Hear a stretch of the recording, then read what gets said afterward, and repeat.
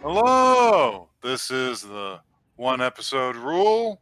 I'm Magpie. I forgot to say the part about it being a podcast about first impressions, so this is a great way to start off a new episode. It's really going good so far, I think. It's going good. It's good. We all do y'all's thing. I'm Blackle. Nothing really to report on my front other than I dived in some water today and it blew out my sinuses. Oh. Hell yes. That doesn't sound good. I don't have sinuses anymore. They're gone. I dream of a day where I don't have them. Yeah, You just want to they're be. real. You just want to be one big lung. I just want to be pure. Hi, I'm Joey. Currently sipping on some grass soda. It's good. Hell yeah. Slurp. Dirt flavor. Hi, I'm Emma. What happens in Hinamizawa stays in Hinamizawa. Does anyone have any intro bits, or are we going straight to the news? I think it feels like we're gonna do news. I think it's news time. Yeah. Would you like me to start, Magpie? Go ahead. Go open Sure. this bit the fuck up. Hell yes. Let's get deep into this news, folks. Can you feel the pages of the paper between your fingers? There's ink everywhere. It's fresh. So it this was teased back in May, but recently there was a website countdown that was opened to confirm that The World Ends With You is getting an anime adaptation. I have never played this game, but it is a Square Enix game that is very popular among homosexuals. Yes. You're right. This wasn't on my radar because I am remembering now that I saw it and it just ran off the sides of my brain like water. Emma? Yeah. It's funny you say that because the only person I know what The World Ends With You is, and the only person I knew to ever play it later turned out to be gay. So that's how it goes. Is it like a litmus test? Yeah. I suppose. It's very funny that you're bringing this because literally when you said I'm bringing an anime about a video game earlier, the moment you said it, someone in one of my other chats said, Twooey is getting an anime? And I was like, oh, I know what Emma's talking about. I know. Spoiled. Twelwe. Yes. The countdown website is subarashikianime.jp, and it says you have 7 days Until you die. God, I wish. So, to keeping up the theme, yeah, I've got something feels almost a little weirder than that. Yeah, let's crack that open. So, recently, CD Projekt Red, the people who make the Witcher series and are making Cyberpunk, which I've had to delay it again to September, I think, or maybe actually I think it was the beginning of November, which bums people out. But you don't want them to go into like crunch hell and make a bad game. So delay it until it's ready. But this sort of came alongside a weird announcement from what I assume is a different arm of the marketing team, or maybe a publication company that wasn't on the loop, because there's apparently going to be a Netflix anime based on Cyberpunk called Edge Runners. Huh. Interesting. It's going to be a standalone 10-episode series, and there's some weird details on this one that I'm going to be real. I just clicked on it because it said the information that I just told you. But here's some names I'm going to hit you with. Director is Hiroyuki Imaishi, better known for making Kill la Kill and Gurren Lagann and Promare. Oh my god! Oh my god! Is this going to be a trigger joint? This is a trigger joint. Wow. Huh. It's going to be written by the people who worked on The Witcher 3 and Cyberpunk 2077. So, and I'm going to hit you with an even fucking weirder one. Original score by Akira Yamaoka Whoa. of Silent Hill. Yeah. Wow. I don't know what's happening. I don't. The fates are. It's conspiring, I guess. That's awesome. The names attached to this are like so disparate as to be concerning. Like where? How did these people meet? How do these people meet? They're all very talented and have nothing to do with each other. Boy. I mean, I hope it's good. They have like a straight up like Avengers tier crossover team making it. Most powerful headhunters in the game on this joint. This is gonna be even weirder because it's slotted for 2022. Wow. Wow. Long after the game will have been released. That second bump of marketing. That second bump. The second wave to bring so it back. And closing out the news section, I have a follow-up story to a story that we covered before. Oh. Before we covered the vandalism of Hetare Gundam, there have been some developments since we covered this. So somebody made him the bazooka.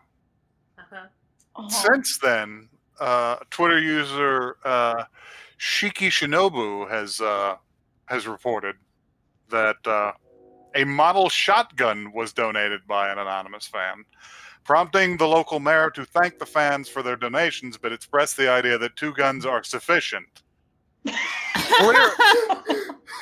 Clearly, people do not believe this because he has received additional weapons in the intervening time. Where?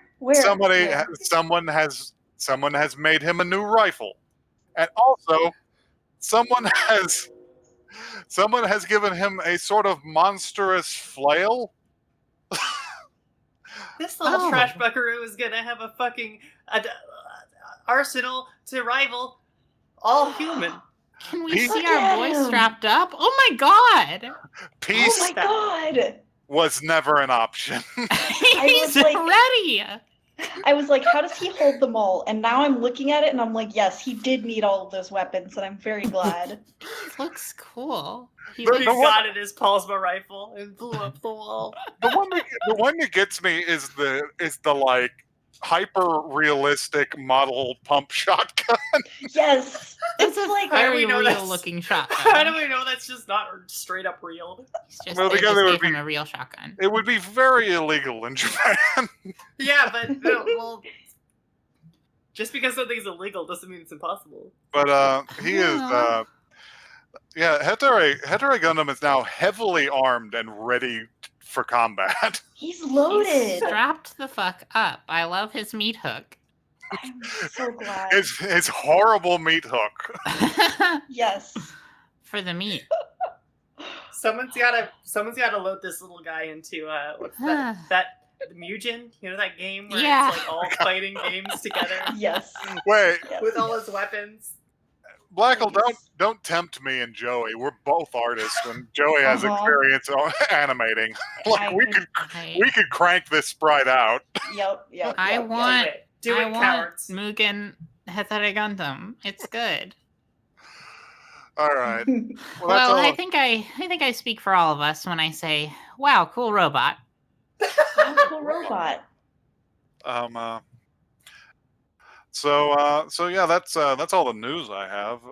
Blackle, you said you had something for us to watch this time around? I have an 6-month-old Google Notes document from, and I've told you all this story before, that time when I was at a get-together with my family during Christmas, and I've learned that 49%, or rather 85% of my cousins are weebs. And they gave me anime suggestions to watch. We watched 3 of them so far on the show. One of which was so bad we had to not watch it. And let's see if it'll be 4 times the charm. So one of the animes that they suggested we watch is called Cannon Busters. All right. What is that? We know how the Busters series have gone. I don't know if anything is. This can't be related to like Gunbusters, but it's like. Nah. I don't think it is. I think it's been very consistent throughout this podcast that busting makes me feel bad.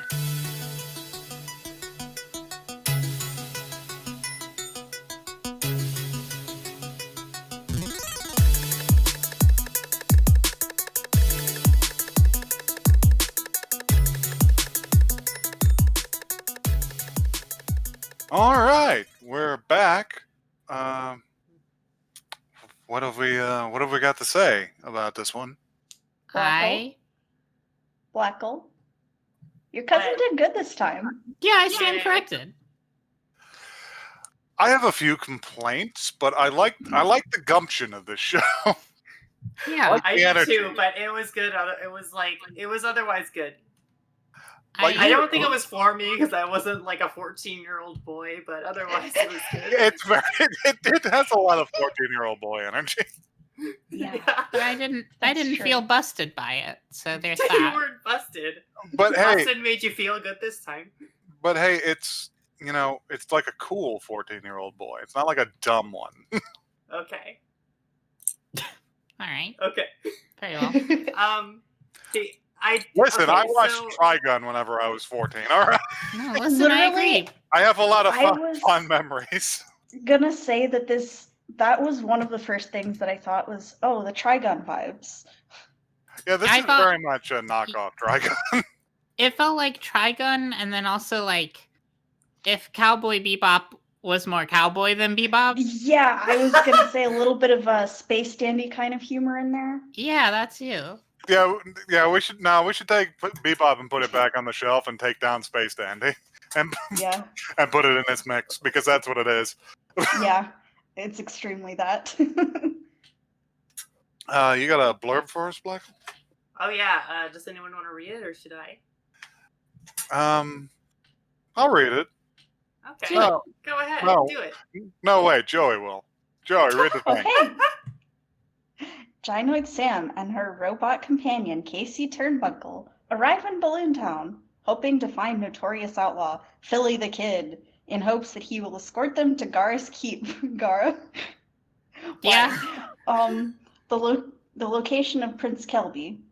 There, the robot duo comes across the Black Claw bounty hunters pursuing Philly, revealed as an immortal with number tattoos for the count of his deaths. As Philly meets and escapes, he accompanies the robots with his ride, turning into a battle mech, the Raging Bull. But they are then pursued by Royal Hunter droids, and a chase leads them into the canyon, where all the droids are destroyed, but the trio are trapped in a ravine. Okay. He needs to escape. Okay. This blurb escapes. This blurb is from Wikipedia. Okay. Maybe not the best editing quality there, but it does really read like something that Talk to Transformer would come up with. Yeah. It's like the random nouns that are being thrown in. It's pretty good. All right, so I'm gonna gripe. I'm gonna gripe now. I have gripes. Okay. We already made clear that we like the energy and the chutzpah of this show. So gripes. The OP song is great. It doesn't match with what's happening in the OP. It doesn't at all. You're so No. The tempo is far too low for it to match up with what's happening behind it. It's like a weird sort of like chill hop sound, and then I don't know. And then this is like fire and explosions and people throwing punches. Yeah, it feels like they need something like wild and boppin'. I liked the music though. It really looked like they had to change the music for licensing reasons, and there was other music that went with it, but they changed it last minute. I feel like that's how it had to be. I liked the rap a lot more than the singing, personally. Yeah. But I liked it. And Okay, I like all the character designs were really great except for Philly. I don't Philly like has him. such extreme shonen hair. It's amazing. I don't. Yeah. I just don't like looking at his face. I think he's got a. I think he's very ugly. I don't. Is my Yeah, problem. I very much dislike his face. He's got these lines on his face, which are supposed to be scars, but to me, I'm just like, are those stretch marks? Those Oh! are, And then I was just thinking, like, why would a person's face stretch that way? Is he gonna turn into a wolf? His face got really big really fast. I like the face scars. they're They're definitely stretch marks. He reminds me of that guy from. You know what I thought he should have looked like from his silhouette, and it would have been a better character design. Is he should have looked like that guy from Coheed. Oh my god! Oh, wow. Would anyone like to drop a picture for me? I don't know what this I is. can't remember that guy's name. Is the problem? His name is Cedric Bixler is the guy from I kept coming up Mars with. Volta. I kept coming up with Carmelo Anthony, but that's a fucking basketball player. No, it's not Carmelo Anthony. It's it's like the name of the guy from the albums too. I can see his face in my head, and I can't. Hang And on. his hair. Wow. Have you seen specifically. this man in your dreams? This is Can really you cool. see? This is a really cool thing for our anime podcast. Is I for us to know. just sit around going, trying to think of the fucking name of the guy from Coheed and Cambria. Stupid Claudio. His name's Claudio. Name's Claudio. Claudio. That's a Yes, good Sanchez. segment for the at least two people I know who occasionally listen to the podcast to go insane to. Just Fine. like screaming Screaming like, it's Claudio! You idiots! That's the job of this podcast, is to inject chaos and dread into the universe. That's Yeah, the whole point. That's the whole reason. We don't provide any useful services. we just create misery and increase entropy. Mhm. I liked how the name of the dude's mech is called Bessie. Bessie. It's just best. Bessie! It's a big cow. Yeah. Oh, It's called the Raging Bull in the blurb, but it's Bessie. It's It's Bessie. fucking coin operated. Yes. Why? How do It's you, like a fucking arcade machine at the front in order to do anything love you have to that. put in coins. And they I love stopped that. the scene for them to look for coins in the fucking, like, under the seats. they find a fucking slug, Yeah. a counterfeit Fine. coin to throw in there? The girl picks up a bra and she's like, "What's this?" To be an android girl with no need of support. So I have to admit I did a little bit of homework on this as well after watching, and this show is apparently I think it's an anime. I will Okay. say I do think that it is an anime. It is However, in Japanese. There are some, yes, but there are some confounding details, All right. which is that it was developed and produced by an American comic artist and based on an American comic by LaShawn Thomas, who was an animator for Legend of Korra, Black Dynamite, The Boondocks. Oh damn. Wow. Okay. Yeah, This makes a lot of sense. yeah. I feel like it has a lot of stylistic commonalities. Yeah, Yeah. like when you hear that, it's like, oh, okay. Yeah. Emma, I've got got it. one thing to say to you about this. Uh-huh. Is Little Women an anime? Yeah. I mean, like I said, it's like as long as it's like produced and comes like out of Japan, I guess it's fine. Listen, Like- our whole Emma's- show is just stretching the definition of anime for content purposes. Like It's Emma's fine. criteria for what is actually anime are surprisingly vague. I Give it don't, out I don't think wrong. it's that vague. Her I think opinions like are about it. if it's produced by and developed by and animated by Japanese distributors, it's probably an anime. Whereas I believe it is more of an art style choice. It's just not. Given that almost all of the anime that you like are probably made in South Korea. That's just like a really interesting definition because that's like wrong is is like what's really cool about it. This is just not right. I mean, I Anyway, guess can we talk about how the main character threw the little robot out the No. window? We can. I am busy having an argument. No, I think the whole episode should be us arguing about what anime is. Yeah, those are Right. good ones. Everybody loves those. What were you I saying, think the- Michael? I think that everybody's favorite thing about this podcast is when we have like real arguments When we just fight. that don't get cut out. And they just have to Fight listen with to each like other. weird, real, uncomfortable, actual arguments that we're having. Anyway, God Black damn. Hole, how about that? They threw the robot out the. Yeah, that. They sure did. Just lobbed it right out of the window. Like a Poor fucking. little Casey. Speaking of the robots, I love They were- Sam They were very good. so much. Love Sam. Sam love is good. Casey. Love those little They're- robots. I Those hate Little Casey's voice. robots. Casey's voice. I hate it so much. I liked Casey as soon as she said the one Japanese word I learned from anime while we did this podcast. I was just like, oh, Naruhodo, I know that one. I'm smart. I am multicultural. Yeah, man. I like those two a lot better than Philly. Yeah, Philly's kind of a flat character so far.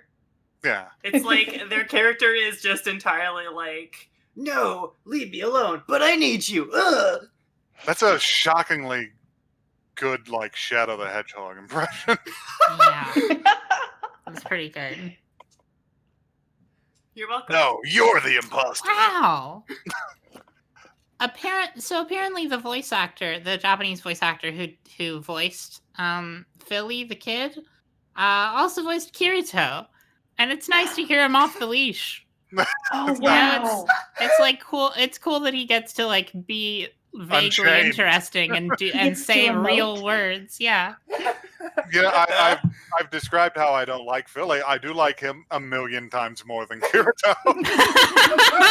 Ah, yeah. I liked. I will acknowledge him as a person.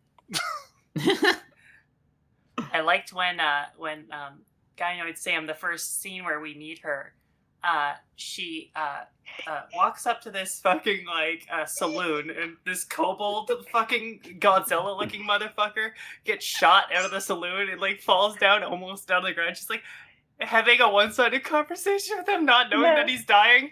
It's like, you're She's like, fatigued. Yeah, Hello. That's what his exit from this world gets to be. Oh man. Oh no. Let us be friends. Yeah. Hello, I need your assistance. I need your assistance, she says to the dying man. She says to the lizard corpse.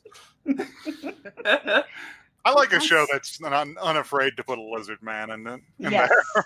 Yeah, Yes, man. Yeah, yes. absolutely.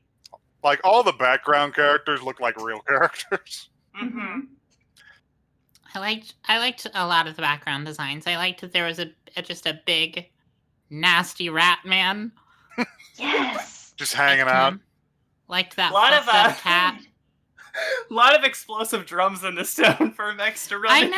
know. I love Yeah. the number of conveniently placed giant oil barrel towers in this town. Yeah, this is where they make them. Really helpful if you're getting chased around by roller skating pistols. Yeah. Very good. There's so much collateral damage in this show. It's hilarious. It's just like Oh, it's- people just like shoots an RPG missile at the people in their car, and it just goes and blows up someone else's house. I've been meaning to actually watch this show every time I open up Netflix for like Yeah. fucking months, and I just don't do it. And I actually got it confused with Cannon Spike, which is a fucking arcade game from 20 years ago. Damn. Yes. Can we talk about the really horrible, juicy noise that Philly made when he got blasted a hole through him? Uh-huh. We'll see how you sound when most of your entrails are on the out trails. Wow. Good one. That's a real one. It was a stretch, but I figured I could save it by just saying it confidently. Yeah, man. That's like what half this podcast is. Yeah, exactly. Just say it confidently, and no one will question you. Can we talk about the noise that his body made when he was at the opening where he's like, I gotta take a shit? That's what I wanted to talk about, because Yeah. let's not mince words here. Maybe some people on this podcast have been experiencing those very same noises from their bodies, but it still wasn't good to hear broadcasted. Don't need a reminder. He killed that man to get directions to a John. You ever have to shit so bad?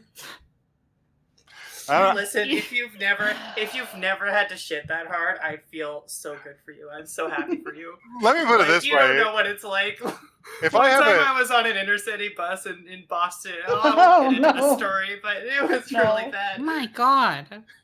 I'm just saying, if I owned a 40-foot tall, like, Minotaur robot, nobody's gonna stop me from just shitting in the desert. That's true. I guess so. Wait a minute, that's true. Yeah, why didn't you just? Yeah. If anything has anything to say about it, I'll just shoot at him. Just set your robot up to keep watch. Y'all. Bessie, I'm gonna counterpoint. Maybe he didn't have toilet paper. Maybe he didn't have toilet paper, huh? Well, you gotta keep toilet paper in the trunk. Well, but maybe he ran out. Yeah, but he had socks. Oh, God. Oh my God, you can't say that! Listen, he's in the desert, man. Sometimes you gotta throw him out after that. You can't put him back on. Of course not. Just use sand. Oh God. Oh no. It's like kitty litter. But it's so coarse and it gets everywhere. Oh, I don't like you.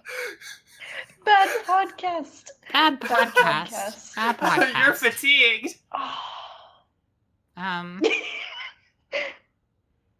How come Oh my God. How come certain Japanese villains have that, like, head growth?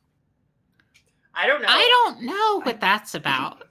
Yeah, it always reminds me of characters from Punch-Out. It's a pompadour, but for flesh. It's a sculptor. Yeah. Also, we'll keep working on it. Not to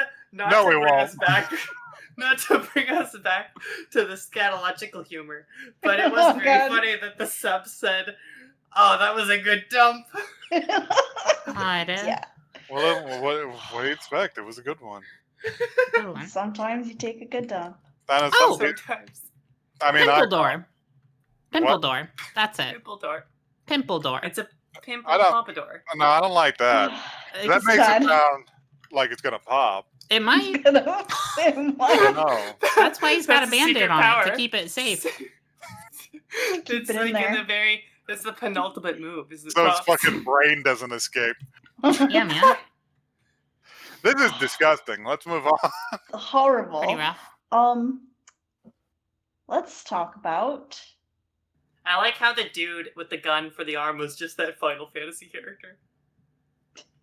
Are you talking about Barrett Wallace? Because he was not Barrett Wallace. Barrett Wallace is a good man. He is a good man and also black. Okay. But all right. I did really like the gun arm man though, because of how long it took for his cannon to charge up. It also transformed a bunch of times. He's just pointing this cannon at him for a full minute, and they're charging up their cannon. I'm just like, surely no one will have time to possibly evade the devastating strike that is surely incoming. I just don't see why nobody had a regular gun to shoot during that. Yeah, Well, see, that's a power move, is you start charging up your gun arm, and then if it looks like they get bored, you just pop them with a snub nose Like from your an belt. actual snub nose, yeah. You just pull it out of your pants pocket and shoot. Here's the thing: is that if you put like this like loading bar on your gun arm, but like it shoots at like 10%. Yeah, you have it shoot like a lot It's earlier. not actually the full percentage. So they're like fully into their monologue about how dumb you are for trying to point this cannon at them. They just get fucking vaporized mid-sentence. Yeah. Damn. Nice. Does anybody have anything useful to say? the last thing that I have is that I just love the concept of this like adorable girl robot character she's like, I'm programmed for friendship, and also I'm a deadly kin. Yes. I have made 23 friends today. I really liked that. Like when he finally said he would help them, there was like a readout from her perspective where it said like Philly the kid, friend number 81. Yes, it's so good. Gosh. Add it to database. Oh, she's literally my favorite character. I love her so much. She's great. Yeah. She's good. I'm gonna get into like a very specific complaint about the show, which is that it almost seemed like it wasn't high energy enough. Really? Like in disagree. In particular. So there I think it was just the moment where they're in that chase scene with all the robots. And then like it was very funny that they stopped to like have to look for coins for the fucking like car to transform, but also like it took way longer than it probably should have for that little gag. Are you saying it broke the momentum there? It did, and then also they leave town and there's like this old guy on a donkey or a horse or whatever. A burro. And they scare him. And did anyone notice that he peed his pants? Yes, we all noticed. It was glittering. It was glitter. I did have to go back to be like, what was glittering? Oh, it was his piss. It was his piss. But yeah, so and then they showed him like has pissed himself, and then they cut back like in a way that makes it feel like a lot of time has passed. Because they show like them like in like I think it was also the music didn't carry it forward, so to speak. That's just my opinion. Anyway, I just felt like oh yeah, they left town and they're still being chased by this other like evil robot, and the way that they cut it makes it feel like they've been chased for like an hour and they're trying to figure out. Which is like a full 3 hours. It's just like Jesus. They just been doing a lot of laps, you know? Just, like, going around in a circle, yeah. Evasive maneuvers. I can't say that that's my gripe with it. I can't say that I feel the same.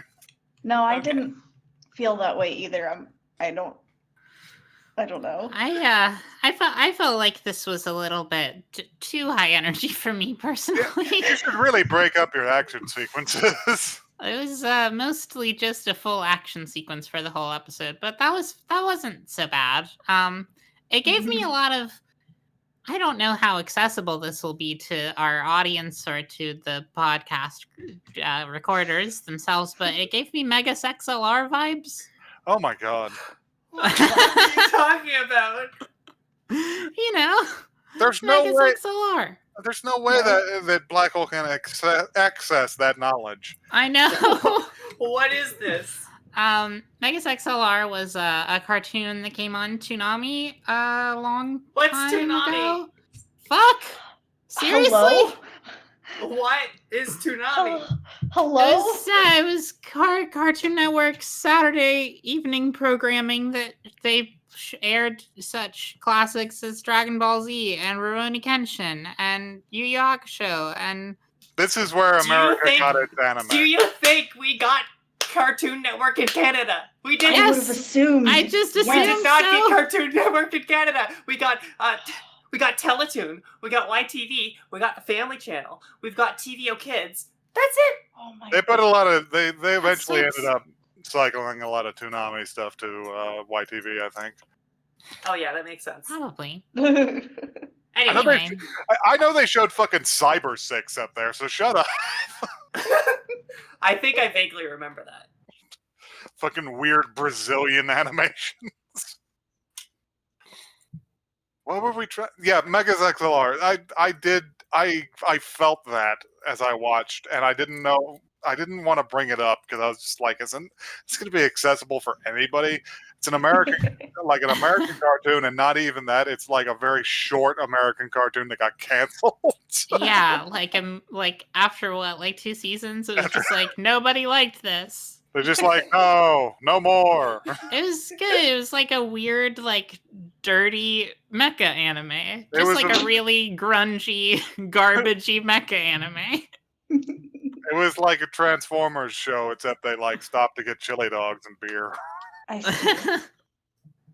Wait a minute. This is wiggling some.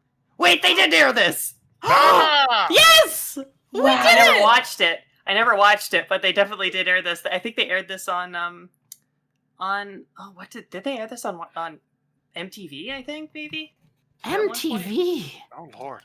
Wow. or it might have been Much Music. Maybe I don't remember, but oh yeah, you guys probably don't get much music either. But we get plenty of music. Yeah. Lots. No, it was like it was like a Canadian version of MTV. Michael, Oh, this yeah, is yeah, America. We make all the music.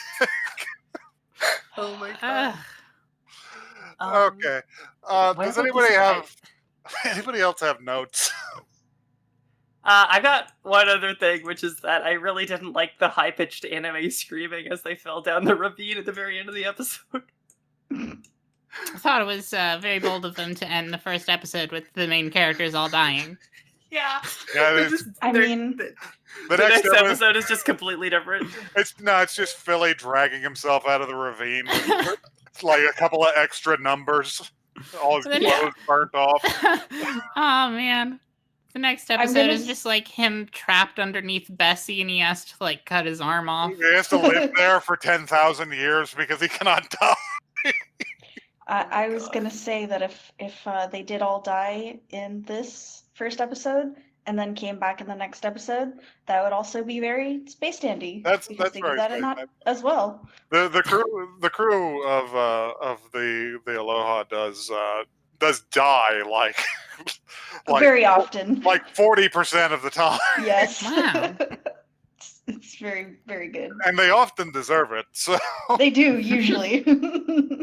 man, Space Dandy was underrated. I like that show. It was very good. It was very stupid in a lot of places, but then I there was loved it. there was that one episode where they had all the parallel universe space dandies, and Yes.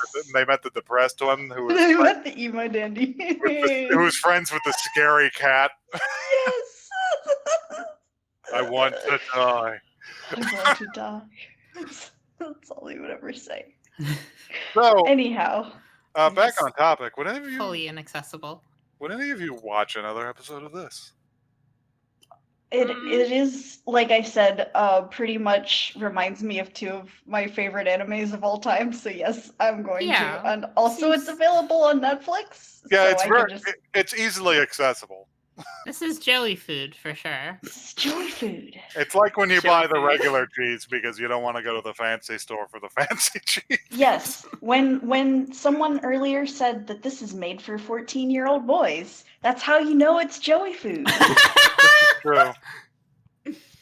Apparently, it did air on this Mega's XLR aired on Teletoon, but I never actually Teletoon. watched it.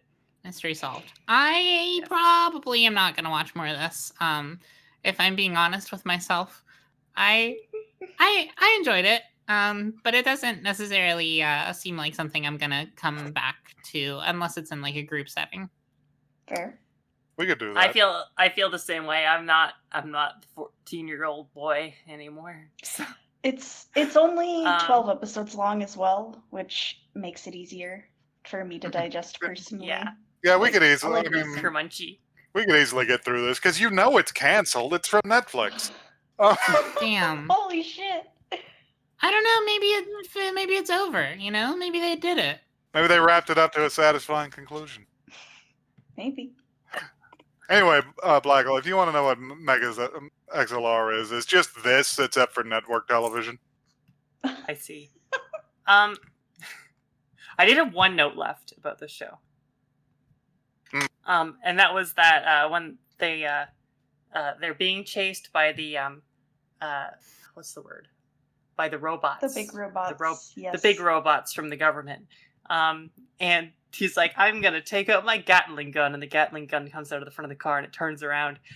In my mind's eye, I was almost certain it was just gonna start shooting the passengers. Just shooting straight through them. Just tear up the seats. Yeah. God. I was like, what a weird way to place it. Like either you're gonna get shot by like a stray bullet, or you're gonna get burned by all the all of the shell casings that are flying off of it, because good it point. is right in front of the. And it's probably gonna be really loud and blinding, but I mean, like, I guess this is a fantasy show, so. Is it just gonna eject a bunch of like super hot brass into the Yep. into the open top of your convertible? Yeah, it seems like a bad place for it. Is what I'm trying to say. Well, Well, if you can think of a better place to put a Gatling gun, you can tell us at oneepisodecast@gmail.com. Oh, Mags, that segue is decadent. Wow. juicy. That was It's a dank great. one. You can also tweet at us. We are at OneEpisodeCast on Twitter. That's one, the word, not the number. Yeah, we usually expect Joey to do it. Sure.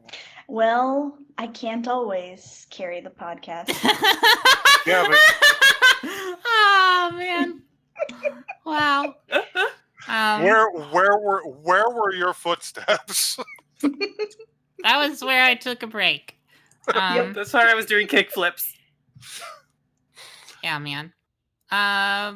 Yeah. We don't have any tweets right now. We don't have any. I don't know if we have any emails. Presumably not, because Email us. We're so lonely. people got other stuff going on. Maybe. Drop that and email us. Yeah. Oh no, I just opened the email and I saw my email and there's a bank statement in there and it's just like, that's not normal. Uh-oh. For all the It's fucking... the fucking IRS is like asking us for our tax returns for the podcast. I'm gonna be upset about that later when I read it. Uh-huh. This podcast is a non-profit, but not really by choice. Oh my god, that's very funny. Oh god. All right. That's All right, it. It's over. that's enough. See y'all next It's week. over. Bye. Bye.